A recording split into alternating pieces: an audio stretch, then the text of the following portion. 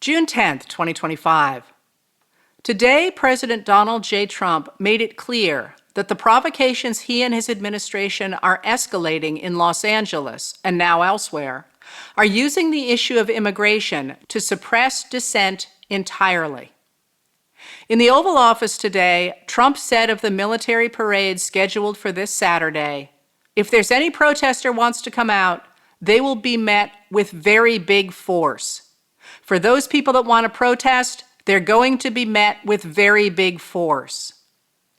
His statement comes after the administration instituted aggressive immigration sweeps in Los Angeles, during which Immigration and Customs Enforcement, or ICE, met the few hundred protesters with violence. Then, over the protests of both Los Angeles Mayor Karen Bass and California Governor Gavin Newsom, Trump federalized 4,000 members of California's National Guard and ordered 700 Marines to Los Angeles. He and his advisors have repeatedly threatened to arrest anyone who does not cooperate with ICE, including Mayor Bass and Governor Newsom. Trump has said he based his decision to federalize the National Guard on his insistence that Los Angeles is staggering under violent riots. But in fact, the protests are largely peaceful, and local officials maintain they can handle the situation. Still, Trump described Los Angeles as invaded and occupied by illegal aliens and criminals, and said, "Violent insurrectionist mobs are swarming and attacking our federal agents to try and stop our deportation operations." Secretary of Homeland Security Kristi Noem called Los Angeles a city of criminals, and other MAGA lawmakers have gotten into the act. Will Sommer of The Bulwark pointed out today that MAGA influencers are also pushing for more crackdowns and more cruelty in a feedback loop, as they and the White House officials push each other toward more and more cruelty toward immigrants. But the narrative that LA is under siege is hard to make stick.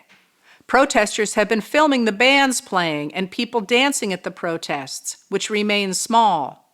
They have also filmed the ICE agents shooting less lethal bullets at individuals, including an Australian journalist who was speaking to a camera when she was shot from behind. The complaint against SEIU leader David Huerta, who has been charged with conspiring to impede an officer, says that he walked and sat on a public sidewalk in such a way that he blocked an ICE van before an officer pushed him to the ground and arrested him. Economist Paul Krugman notes that Los Angeles right now is probably as safe as it has ever been, and Newsom has been meeting the claims of MAGA politicians that the city is a hellscape with actual statistics showing that California is safer than their own states. He reminded Oklahoma Senator Mark Wayne Mullen that Oklahoma's murder rate is 40% higher than California's, and after Alabama Senator Tommy Tuberville called for Newsom to be arrested, retorted, "Alabama has 3 times the homicide rate of California. Its murder rate is ranked 3rd in the entire country. Stick to football, bro." As Maria Sacchetti of the Washington Post noted today, California recently became the 4th largest economy in the world. It has the highest number of immigrants in the country, although many have moved in the past few years to more affordable states, and unemployment numbers are close to the national average. But Trump has always managed his public affairs by projecting dominance in a fake world. His political instincts for keeping attention on himself have been compared to the kayfabe of professional wrestling. This afternoon, he upped the ante again. In a speech at the Army base at Fort Bragg, North Carolina, Trump delivered a fiercely partisan speech that sounded like it was written by White House Deputy Chief of Staff Stephen Miller. In front of a crowd of enlisted personnel, who journalist Jane Coaston reported had been carefully selected to be Trump supporters and to be fit and not look fat, Trump claimed the U.S. was under a foreign invasion because of stupid people or radical left people or sick people. He goaded the personnel into booing Newsom and Bass. Since the days of George Washington, the American armed forces have been strictly nonpartisan, declaring their allegiance to the U.S. Constitution rather than to any leader. Simon Rosenberg of Hopium Chronicles noted that Trump is turning the world's powerful military away from its focus on Russia and China toward a new enemy, the American people themselves. He mused, "I've been saying that I felt Trump's dramatic escalation in recent days was driven in part by Musk's emasculation of him last week. I also wonder whether it's being driven by Zelensky's profound humiliation of Putin and Putin lashing out at Trump for not delivering Ukraine to him." Stephen Lee Myers of the New York Times reported today that right-wing bots, trolls, conspiracy theorists, and MAGA influencers are flooding social media with messages designed to attack immigrants and Democrats and defend Trump. Many of those accounts are linked to Russia and Russian disinformation. It certainly feels as if administration officials are going for broke in ways that benefit Russia. Director of National Intelligence Tulsi Gabbard today released a video warning that the world is close to a nuclear war caused by a political elite that expects it can survive one in special bunkers. Gabbard has a history of parroting Russian propaganda, and, famously, Russian President Vladimir Putin has used the threat of nuclear war to press his demands against Ukraine.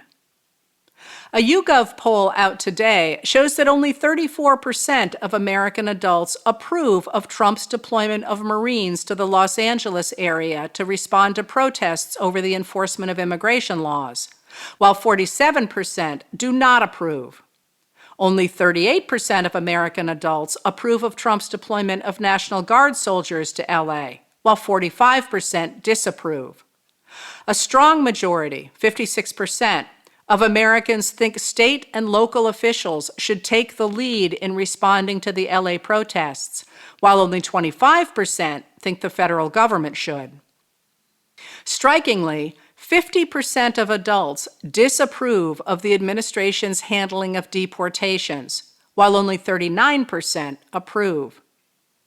Those numbers were gathered before Pentagon Comptroller Bryn McDonnell told the House Defense Appropriations Committee today that the Pentagon estimates the cost of federalizing the National Guard and deploying the Marines to Los Angeles at $134 million.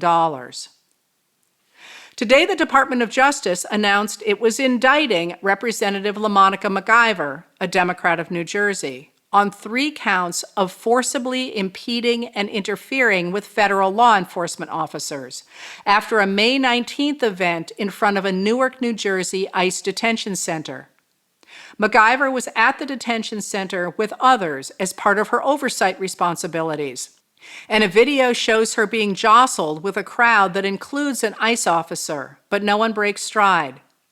McIver called the charges a brazen attempt at political intimidation. Tonight, Governor Newsom delivered a primetime address about the events of the past few days. He outlined the story of the ICE raids and Trump's escalation of conflict. He urged protesters to exercise their First Amendment rights peacefully and warned that anyone participating in violence would be held accountable. Then the governor launched into a wholesale condemnation of the Trump regime.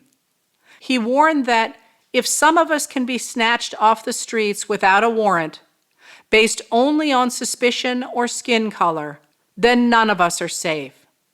Authoritarian regimes begin by targeting people who are least able to defend themselves, but they do not stop there. Newsom called Trump out for firing the government watchdogs that could hold him accountable for fraud and for declaring war on culture, on history, on science, on knowledge itself. Databases quite literally are vanishing. He's delegitimizing news organizations, and he's assaulting the First Amendment. He's dictating what universities themselves can teach. He's targeting law firms and the judicial branch that are the foundations of an orderly and civil society. He's calling for a sitting governor to be arrested for no other reason than, in his own words, for getting elected. This isn't just about protests here in Los Angeles, Newsom said. When Donald Trump sought blanket authority to commandeer the National Guard, he made that order apply to every state in this nation. This is about all of us. This is about you. California may be first, but it clearly will not end here. Other states are next. Democracy is under assault right before our eyes, Newsom said. This moment we have feared has arrived. He's taking a wrecking ball to our founding fathers' historic project, 3 co-equal branches of independent government. Newsom urged Americans to stand up for the country.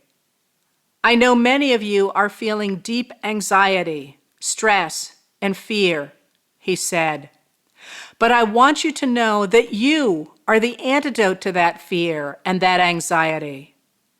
What Donald Trump wants most is your fealty, your silence, to be complicit in this moment, Newsom said. Do not give in to him.